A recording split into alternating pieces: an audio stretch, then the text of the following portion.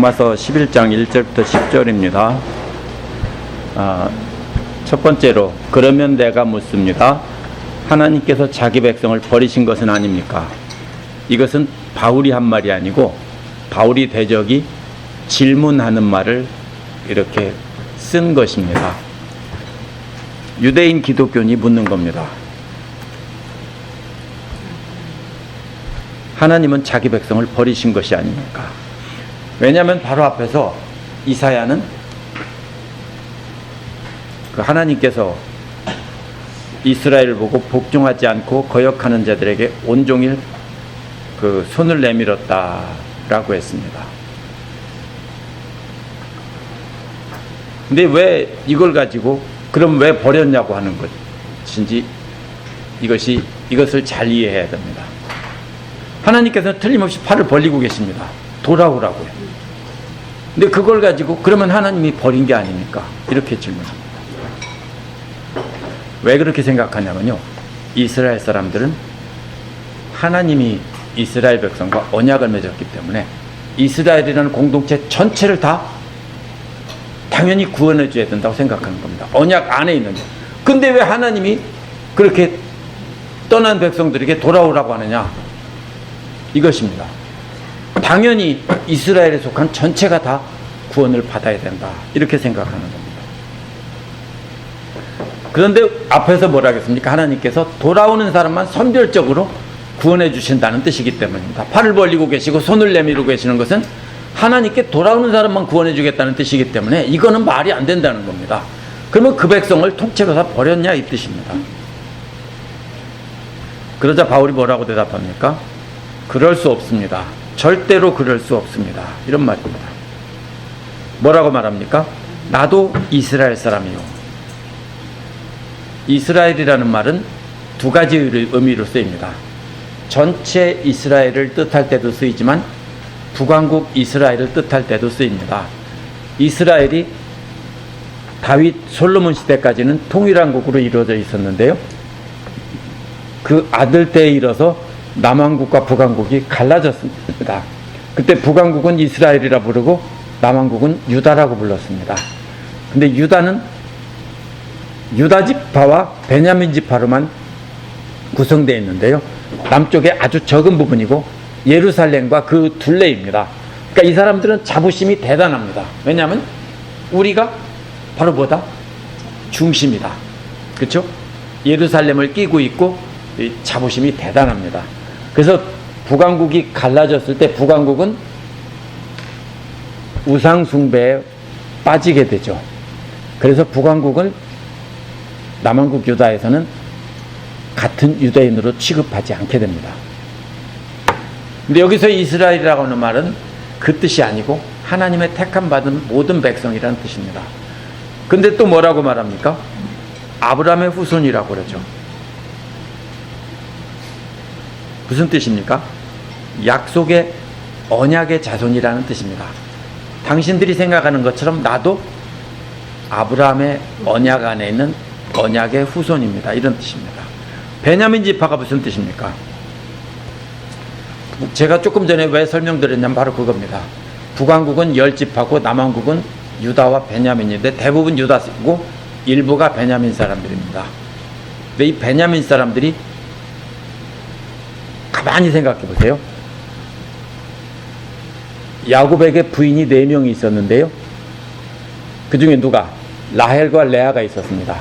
레아가 본래 부인이지만 사실 실제 사랑하는 사람은 라헬입니다. 근데 레아가 술수를 써서 두 종을 이렇게 부인으로 맞아들이게 해서 4명이 됐습니다. 그런데 사랑하는 라헬이 낳은 아들은 2명밖에 없습니다. 그죠? 요셉과 베냐민. 요셉은 이집트로 갔죠. 그리고 순수하게 남아있는 것은 베냐민입니다. 그래서 베냐민 지파라는 뜻은요, 이스라엘의 자손 중에서 진짜 이스라엘, 그 아버지 이스라엘, 야곱이 가장 사랑했던 아들이 바로 라헬이고 그의 그 적자가 바로 베냐민이다, 이런 겁니다. 그래서 베냐민 지파는 자기들이 가장 중심이라고 생각했습니다. 그래서 바울도 베냐민 지파고요. 또 엘리야도 베냐민 지파라고 합니다.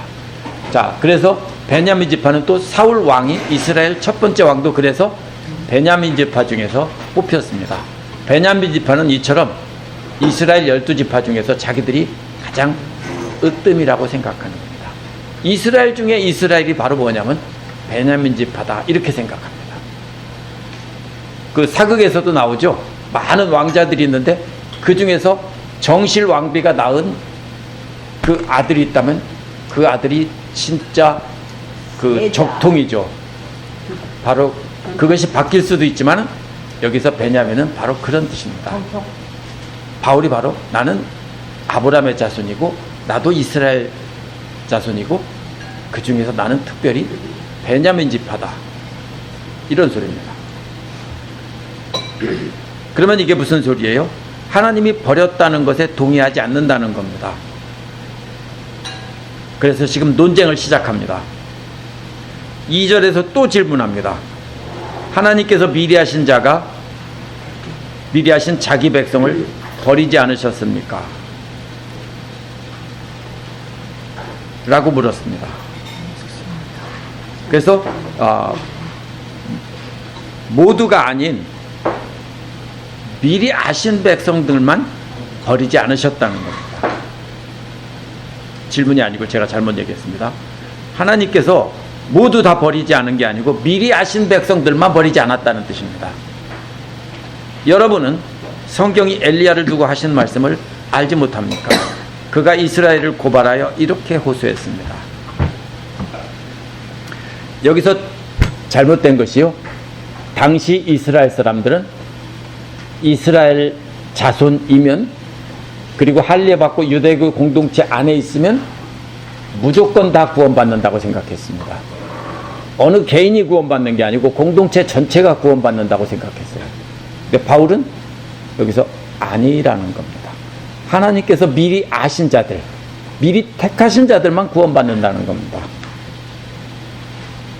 그래서 바울은 하나님이 구원받을 자를 아시고 그들은 버리지 않으시고 구원받지 못할 자를 버리셨다는 뜻입니다. 그럼 여기서 질문이 생기죠. 하나님이 미리, 여기서 예정론이 여기서 문제가 됩니다. 그러면 뭐하러 전도하냐, 그렇죠? 모순이죠. 미리 다 하셨다며. 그래도 하나님은 계속해서 부르세요. 그 무슨 말이냐면요, 저 사람이 하나님의 부름에 응답할지 안 할지를 미리 아신다는 뜻이에요. 꽉 막혀서 너는 구원받고 너는 구원받지 못한다 이 뜻이 아니라 누가 순종하고 누가 거역할 자인지 결말을 미리 다 아신다는 뜻이에요. 그렇기 때문에 하나님은 모두를 부르고 계세요. 근데 그들이 돌아오지 않을 것도 알고 계세요. 그럴지라도 팔을 벌리고 계속 부른다는 뜻이에요. 버렸다는 뜻이 아니에요. 근데 버린 건 누가 버립니까? 그 백성들이 거역해서 버린 거예요. 하나님 버려요. 그러니까 하나님은 누가 버릴 자인지 누가 돌아올 자인지 아신다는 겁니다. 그래서 뭐라고 말하냐면은 두 번째 질문은 알지 못합니까? 이렇게 나오죠. 여러분은 성경이 엘리야를 두고 하신 말씀을 알지 못합니까? 그것도 모릅니까? 이런 소리입니다. 엘리야가 하나님께 고발했다는 겁니다. 이스라엘을 대적해서 고발했다는 겁니다. 이스라엘을 대적해서 하나님께 고발했습니다. 그 내용이 3절에 나옵니다. 주님, 주여 이렇게 나옵니다. 뭐라고 합니까? 주님의 예언자들을 죽였고 주님의 제단을 허물었다고 하는 겁니다. 엘리야 시대에 이세벨이 그랬죠. 아합과 이세벨이 주님의 예언자들 다 죽이고 바알신을 섬기는, 아세라신을 섬기는 예언자들만 남겨두고 곁에 두었고, 그리고 주님의 제단을 허물고 대신에 바알신을 섬기는 제단을 세우고 그랬습니다. 그래서 바로 그 뜻입니다. 예언자들을 죽였고 주님의 제단을 허물었습니다. 그리고 뭐라고 말합니까? 남은 것은 나만 혼자 남았습니다. 그뿐만 아니라 남아있는 혼자도 죽이려고 그들이 자기 목숨을 찾고 있다는 겁니다.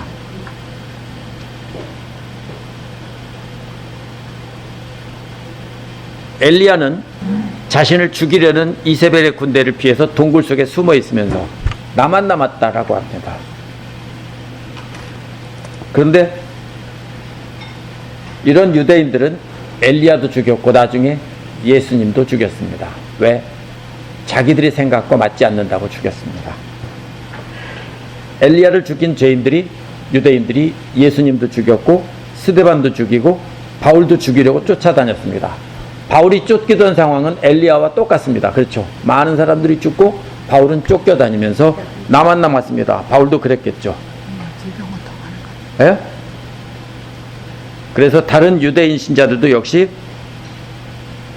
이런 두려움에 사로잡혀 있었습니다. 그래서 엘리야 당시 이스라엘 공동체에 속했다고 다 구원받은 것이 아니라는 것을 여기서 보여주는 겁니다. 대부분 다 어떻게 했어요? 다 바알 신을 섬기고 아세라 신을 섬기고, 여기서 엘리야는 나만 남았습니다 그렇게 말하죠. 그래서 이스라엘의 공동체가 다 하나님께 버림을 받았고 엘리야만 택함 받은 자가 되었다라는 것을 예를 듭니다. 그런데 하나님은 뭐라고 합니까? 아니라고 말합니다. 아니다.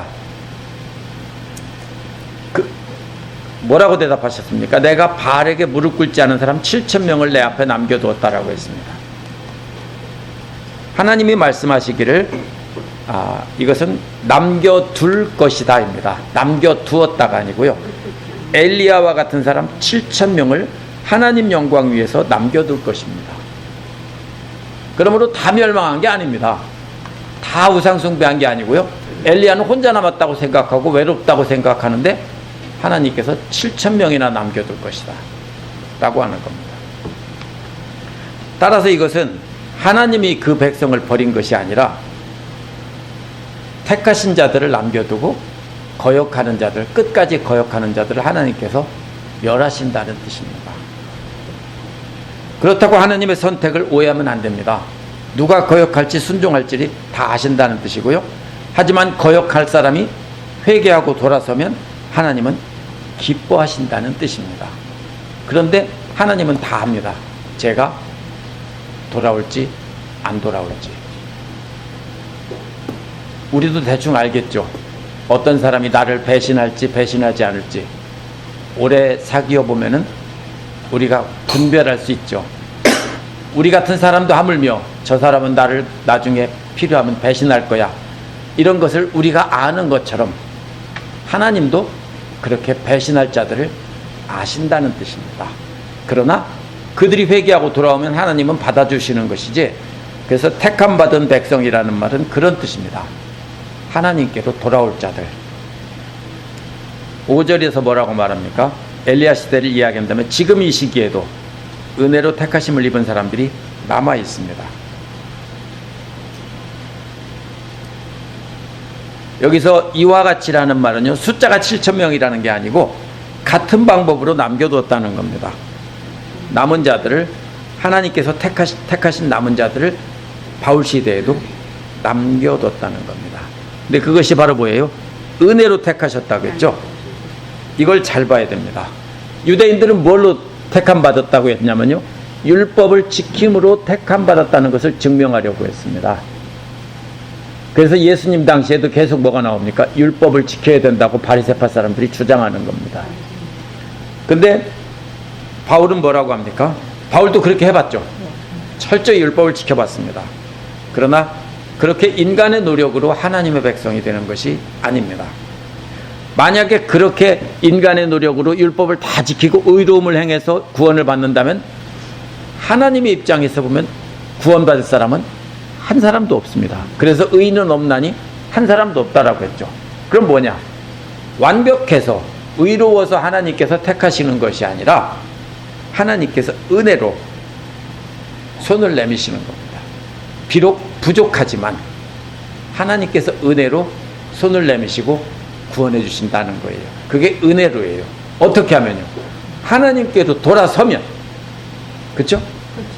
하나님께로 돌아서면 비록 율법을 다 못 지키고 계속해서 죄를 범하고 실수를 해도 하나님 편에서 은혜로 구원해 주신다는 거예요. 그래서 보면 계속 제가 얘기하죠. 이스라엘의 역사를 기억해야 되는데 가장 중요한 전환점이 바벨론 포로예요. 바벨론 포로가 되기 이전에는 누가 중심이냐면요, 사두개파들이 중심에 있었고요, 성전 제사를 중심으로 하나님을 섬겼어요. 근데 바벨론 포로로 떠나면서 엘리트들을 다 잡아가는데, 제사장 학자들 다 잡아가는데 남아있던 사람들은 노동자들만 남아요. 잡혀간 사람들이 성전이 없잖아요. 그러다 보니까 거기서 성전 중심이 아니라 이제는 말씀 중심으로, 율법 중심으로 바뀌어요. 왜냐하면 더러운 이방 땅에서 어디로 갑니까? 강가에 가서, 더러운 사람을 피해서 강가에 가서 자기들끼리 말씀 나누고 예배를 드리고 또 삶에서 율법을 철저히 지키고 이렇게 하는 것으로 바뀌어요. 그래서 거기서 나온 하시딤이라고 하는 사람들이 이렇게 돌아와서 이스라엘을 율법으로 재건하는데, 그 사람들이 바로 후손이 바리새파 사람들이에요. 근데 이 바리새파 사람들은 신분이 높은 사람들이 아니라 오늘날로 말하면 평신도 같은 사람들인데 하나님 말씀에 열심인 사람들이에요. 이 사람들은 참 사실 좋은 사람들이에요. 율법으로 하나님 나라를 말씀을 통해서 회복시켜보자. 우리가 잘못된 것은 하나님께 순종하지 않았기 때문이다. 이렇게 해서 우리가 말씀으로 돌아가자, 이거예요. 근데 오랜 세월이 지나면서 자기들이 말씀의 주인이 돼서 자꾸 말씀을 개발하다 보니까 이게 자기들이 주인이 된 거예요. 그러면 이들이 돌아와서 어떻게 했냐면요, 자기들이 주인이 되다 보니까 거룩하지 못한 사람, 율법을 지키지 못하는 사람들은 자기들이 하나님이 돼서 쫓아내버렸어요. 오늘날 어떻게 합니까? 그런 영화가 가끔 있죠. 뭐죠? 전염병이 막 퍼지는데, 전염병이 퍼지는 데서 이렇게 거기서 빠져나와서 살아남는 영화 이야기가 부산행 같은 거 이런 건가요? 있어요. 좀비. 예, 뭐 그런 영화들이 있습니다. 그게 뭐냐면요, 하는 방법이 어떻게 합니까? 오염된 사람은 곤란해서 버리고 울타리를 치고, 오염되지 않은 사람들끼리만 모여 있죠. 그게 바로 바리새파 사람들이 생각하는 구원입니다. 그래서 오염된 사람은 다 곤란했습니다. 그러다 보니까 누구만 남아요? 바리새파만 남는데, 이 사람들도 자기도 오염된 사람인데 사람들한테 오염된 사람이 아니라는 것을 증명하기 위해서 자꾸 어떻게 합니까? 겉으로 보여주는 것만 자꾸 이롭게 하는 겁니다. 그래서 나중에는 결국 어떻게 되냐면 외식하는 자들이 된 겁니다. 그래서 외식하는 자들이 돼서 그렇게 된 겁니다.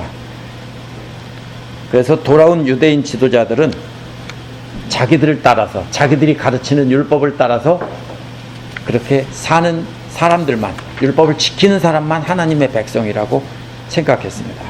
그래서 그들은 그 전체가 다 무조건 구원을 받는다고 생각했어요. 그러니까 이 사람들도 이스라엘 통째로 죄인이건 아니건 다 구원받는다고 생각은 안 했어요. 근데 그 울타리가 뭐예요? 자기들이 가르치는 율법, 그 범위 안에 있는 사람만, 자기들이 골라내고 남은 사람들만 통째로 구원받는다고 생각했어요. 근데 이 사람들은 뭐가 잘못됐어요? 행위가 강조된 거예요.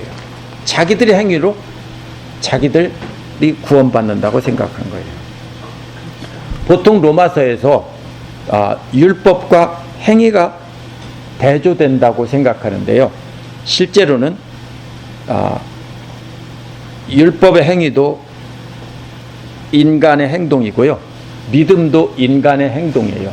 그래서 대조되는 것은 율법의 행위와 믿음의 행위가 대조되는 거예요. 믿음이 뭐예요? 우리가 하나님께로 돌아서서 예수 그리스도를 믿고 하나님께로 돌아서기로 작정하고 사는 것이 이 믿음의 시작이에요. 그래서 율법의 행위와 여기서 대조되는 것은 하나님의 행위가 대비되는 거예요. 로마서 대비는 인간의 율법의 행위, 반대로 하나님의 행위니까 뭐예요? 자비예요. 은혜예요. 은혜. 그래서 구원은 인간이 율법으로 합격 불합격을 결정하는 게 아니라 하나님이 은혜로 결정한다는 거예요. 근데 이것을 자꾸 착각해서 선택받은 자라고 해서 예정론을 강조하는 사람들이 잘못 해석해서 자기들만 구원받았다, 자기네 들어와야만 된다 이렇게 말하고, 이단들이 이것을 이용해서 자기들 안에 안 들어오면 구원받지 못했다 이렇게 말을 해요. 그게 아니에요. 하나님은 팔을 벌리고 돌아오고 이를 기다리고 계시지만 다 아신다는 뜻이에요. 6절에서 뭐라고 말합니까? 은혜로 된 것이면 행위에 근거한 것이 아닙니다. 그렇지 않으면 그 은혜는 은혜가 아닙니다. 만약 돌아온 남은 자들이 은혜로 된 것이면 더 이상 행위로 된 것이 아닙니다. 만약 그렇지 않다면 그 은혜는 은혜가 아니라 뭐라고요? 품삯이라는 겁니다. 은혜의 반대말은 품삯이에요.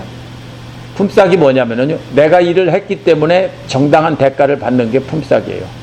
은혜는요, 그냥 주는 거예요. 일을 안 했는데도 불쌍해서 거저 주는 거예요. 예를 들면 대표적인 은혜가 바로 아침에, 점심때, 저녁때, 저녁 5시에 부름받은 사람들이 은혜예요. 맞아요. 왜냐하면 1시간만 일했는데 똑같이 하루 품삯을 다 줬어요. 왜? 집에 가면 이 사람들도 먹여야 될 식구들이 있는데 1달란트를 줘야만 그걸 가지고 먹을 걸 사서 가져갈 수 있기 때문에 주인이 불쌍히 여겨서 더 준 거예요. 근데 사람들은 뭐라고 말합니까? 왜 똑같이 주냐? 그렇죠? 평등하게 줘야 된다. 그러면 자기들은 원래 1달란트 받기로 했으니까 1달란트 받으면 되는데, 제가 1달란트 받으면 우리는 8달란트 받아야 된다 이런 거죠. 은혜는 바로 그런 거예요. 그래서 만약에 그것이 인간의 노력으로 된 것이면 더 이상 은혜가 아니라 그것은 품삯입니다. 이 소리입니다. 그래서 뭐라고 합니까? 7절에서 무슨 결과가 생겼습니까? 전체 이스라엘은요, 찾던 것을 얻지 못했습니다. 여기서 이스라엘 백성은 전체 이스라엘입니다. 그렇지만 택하심을 받은 사람들은 그것을 얻었습니다. 뭐를 얻었어요? 은혜를 얻었다고요. 그래서 구원을 받았다고요. 나머지 사람들은 완고해졌습니다. 그러니까 전체 이스라엘 중에서 택하심을 받은 이스라엘 백성만 구원을 얻었고, 그 나머지는 완고해졌다는 말은 딱딱해졌다는 말입니다. 심장이 딱딱해진 거죠. 그러면 더 이상 들어갈 곳이 없어집니다. 심장이란 마치 가죽 주머니처럼 비유가 됐는데요, 그것이 부드러울 때는 들어가고 줄어들고 하지만 만약에 가지고 계신 가죽백이 딱딱하게 굳어졌다고 해보십시오. 그러면은 벌리고 집어넣을 공간이 없게 되죠. 시멘트처럼 굳어졌다고 하면은 집어넣을 수가 없습니다. 바로 그런 것입니다. 나머지들은 딱딱해져서 하나님 말씀을 받아들일 공간이 없다는 겁니다. 그래서 소수의 택함 받은 사람이 누굽니까? 지중해 안에 흩어져 있던 핍박받던 유대인 크리스찬입니다. 그래서 그들은 은혜를 깨닫고 바울처럼 지중해 연안을 다 여행하면서 복음을 전했습니다. 그러다가 유대교를 믿는 유대인들에게 핍박을 받고 쫓겨다녔습니다. 그래서 도미티안 황제 이전에는 특별히 네로 황제 이전에는 로마 제국에서 전체적으로 핍박이 없었습니다. 그럼 그 이전에 바울 시대의 핍박은 다 유대인들이 핍박을 한 겁니다. 그 이후에는요, 네로 이후에 도미티안 때는요, 진짜로 크리스찬들이 핍박을 받습니다. 왜 그러냐면요, 그때는 무슨 문제가 생기냐면 황제 숭배가 문제가 됩니다. 초기에 클라우디우스 황제 때부터 황제 숭배가 시작이 됩니다. 그러다가 그것이 언제 가서 정착이 되냐면 네로 황제쯤에 가면은 황제 숭배가 정착이 됩니다. 그 황제가 신으로 섬겨야 되는데 다른 민족들은 아무 문제가 안 됩니다. 왜냐하면 one of the god이 황제가 되는 거니까요. 근데 유대인들이 문제가 돼요. 왜요? 유대인들은 하나님은 한 분이라고 했는데 유대교를 믿는 유대인들은 핍박을 받지 않았어요. 왜 그러냐면 그것은 로마 제국에서 쟤들은 원래 좀 특별한 분들이니까 쟤네들은 따로 인정해 준다라고 했어요. 그 문제는 크리스찬들이었어요. 크리스찬들이 그래서 도미티안 황제 때, 요한계시록이 나온 것이 바로 도미티안 황제 때 기록된 거거든요. 그때는 심각한 핍박이 있었어요. 왜냐하면 황제를 숭배하지 않는다고. 예? 네로 황제 있을 때부터 더 핍박을 받았어요? 예, 네로 황제부터 시작해서 도미티안 황제가 그 뒤에예요. 그래서 그 1세기 후반쯤에 가서야 본격적인 핍박이 있었고, 여기서 핍박은 유대인들끼리 핍박하는 겁니다. 8절에서 뭐라고 말합니까? 완고해진 것이 성경에 기록된 바와 같다는 겁니다. 여기서 그들에게 혼미한 영을 주셨다겠죠? 이게 혼수 상태의 영이라는 뜻이에요. 혼수 상태예요. 어떻게 됩니까? 봐도 보지 못하고 들어도 듣지 못해요. 병원에 입원해서 코마 상태에 빠진 사람, 혼수 상태에 빠진 사람이 듣기는 들어도 못 듣고 눈을 뜨고 있는 것 같아도 봐도 보지 못한다고 하는 것과 같습니다. 혼수 상태라는 겁니다.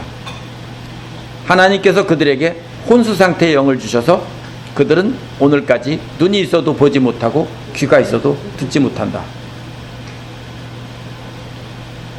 근데 이게 무슨 뜻이에요? 여기 보면요, 그렇게 되어 있습니다. 오늘까지라고 그랬죠? 오늘까지. 바울이 말할 때까지. 그럼 무슨 뜻이냐면 하나님께서는 지금이라도 그들이 혼수 상태에서 깨어나기를 바라시는 거예요.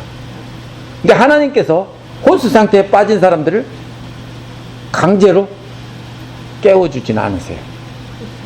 그게 무슨 말이냐면 혼수 상태라는 게 하나님을 모르고 우상을 숨기면서 그것이 하나님을 섬기는 거라고 착각하면서 살고 있는 그 사람들을, 하나님을 거역하는 사람들을 강제로 바꿔서 정신 차리고 하나님만 섬기게 바꿔주지는 않는다고요. 그래서 언제까지 왔다고요? 오늘까지 그게 왔다고요. 이게 무슨 말이냐면요, 바울이 이스라엘의 모든 전체 이스라엘을, 하나님을 대적하는 모든 이스라엘을 고발하는 말이에요. 하나님께서 그들을 내버려, 오늘까지 내버려 두셨다는 거예요. 그럼 내일이라도 그들이 정신 차리고 돌아서기를 바란다는 뜻이에요. 그래서 중요한 말은 오늘까지라는 말이에요. 내일부터는 하나님의 말을 듣고 볼 수 있는 정신이 멀쩡한 상태가 되기를 바란다는 뜻이에요. 9절에서 뭐라고 말합니까? 다윗도 다음과 같이 말했습니다. 시편 69편이거든요. 보면은 다윗도요, 그들의 밥상이 그들에게 올무가 되고 덫이 되게 하십시오. 올무가 뭐고 덫이 뭡니까? 우리말에서 올무면 뭐죠? 올무는 걸려서 끈이죠, 끈. 우리말에서 올무라는 것은 매듭을 느슨하게 지어놓아서 걸리면은, 잡아당기면은 당겨지는 게 올무예요. 그죠? 덫은요, 위에서 내려오는 겁니다. 보통 이렇게 새 잡으려고 이렇게 위에 놨다가 그 바구니 같은 거 세워놨다가 확 덮치는 것과 같은, 그게 덫입니다. 그 올무는 땅바닥에 끈으로 놓아서 잡는 거고, 덫은 위에서 내려와서 갑자기 덮쳐서 잡는 덫입니다. 올무와 덫. 그 다음에 또 나옵니다. 걸려 넘어지게 하고, 걸려 넘어지는 것도 발에 걸리는 거고요. 그 다음에 그들이 보복을 받게 해주십시오. 이것은 무슨 말이냐면요, 멀리 준다는 뜻이에요. 멀리 그 위로 이렇게 준다는 뜻이에요. 그러니까 위라는 말과 멀리라는 말과 준다는 말 세 개가 합쳐진 거예요. 멀리 위로 준다. 영화 같은 데서 보셨죠? 투석기. 돌을 당겨서 큰 바위를 얹어놓고 줄을 탁 끊거나 풀면은 돌이 휙 날아가서 상대 성벽을 때려 부수죠. 그게 바로 멀리 위로 준다는 말이에요. 그게 보복이라고요? 보복이라는 말 자체가 담고 있는 의미가 그 뜻이에요. 그래서 이게 짝이 맞아요. 올무는 뭐하고 연결됩니까? 걸리는 것, 덫이 아니라 걸려 넘어지는 것과 연결이 되고요. 그 다음에 덫은 보복이라는 말과 짝을 이루는 거예요. 하나는 발에서 걸리는 거고 하나는 위에서 덮치는 거고, 그 다음에 걸려 넘어지는 것도 발에서 걸리는 거고, 보복은 위에서 돌이 날아와서 맞는 거예요. 그래서 이 네 개가 이렇게 짝으로 되어 있습니다.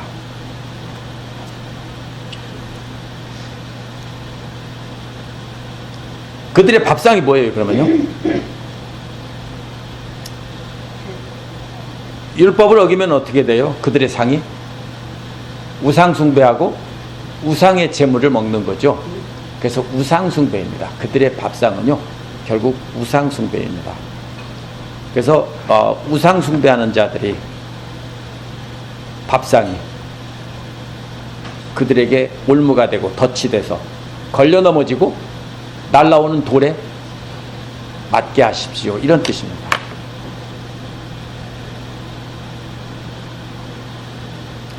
그 다음에 10절에서는요, 눈이 어두워서 보지 못하게 해주십시오. 등은 언제나 굽어있게 해주십시오. 눈이 캄캄해서 못 보는 겁니다. 그 다음에 또 등이 구부러져 있어요. 언제 등을 구부리죠? 노예들이 등에다가 무거운 돌 같은 걸 지고 갈 때 등을 구부립니다. 항상 구부려져 있죠. 그럼 어디를 못 봅니까? 구부려져 있으면 땅밖에 안 보입니다. 그렇죠? 위를 못 보죠. 그러니까 하나님을 보지 못합니다. 그래서 눈이 어두워져서 하나님을 못 보고요, 등이 굽어져서 하나님을 보지 못하는 겁니다. 뭐 때문에요? 예수님이 이걸 뭐라고 그래요? 수고하고 무거운 짐진 자들이라고 그랬죠? 율법의 무거운 짐에 억눌려 가지고 이들이 율법의 노예처럼 살아가면서 하나님을 보지 못하게 돼요. 그래서 다윗도 그들을 그렇게 예언했다는 말이에요. 그래서 예수님이 수고하고 무거운 짐진 자들아 다 내게로 오라 라고 한 것이 그거예요. 이 당시에는 율법의 노예가 돼서 율법의 짐을 지고 노예처럼 살았는데, 그 짐 내려놓고 예수님께 나오면 공동체 전체가 다 구원받는 게 아니라 예수님을 믿는 사람만 구원을 하시는데, 하나님께서 그 사람이 누구인지 미리 다 아신다는 거예요. 그런데 여기서 이것은 미리 아시기 때문에, 미리 정하셨기 때문에 막혀 있는 게 아니라, 그럼에도 불구하고 하나님은 팔을 벌리고 계신다는 것을 잊어버리면 안 돼요. 그걸 놓치면은 우리가 예정론을 잘못 해석하는 겁니다. 오늘 말씀을 보면요, 얼마나 외로웠겠어요. 엘리야가 혼자만 남았고 다 죽었습니다. 그것도 무서워서 떨고 있어. 곧 죽을지 몰라요. 근데 하나님이 7,000명이나 남겨둘 거야. 7,000명이 너와 함께 할 거야. 엄청난 군대죠. 그래서 우리도 마찬가지입니다. 우리도 역시 외로울 수 있죠. 나밖에 없는 것 같죠. 그런데 하나님이 역시 말합니다. 7,000명이나 너 같은 사람 남겨두었어. 그래서 이 스스로 노력해서 구원받는다고 하는 사람은요, 이런 것과 같아요. 한 100억쯤의 아버지 유산을 받아서 다 탕진해 버렸어요. 그런데 그 다음에 자기가 일해서 탕진하는데 기술도 없고 아무것도 없어요. 근데 뭐로 일해서요? 노동자로 일해서 자기가 아버지 빚을 100억을 갚고 나서 아버지 아들로 가겠다. 말이 돼요? 말이 안 돼요. 그렇죠? 우리가 바로 그런 상황이라는 거예요. 그래서 우리는 우리의 노력으로 우리의 신분을, 아들의 신분을 되찾겠다는 것은 불가능하다. 그럼 뭐냐? 그것은 하나님이 하실 일이에요.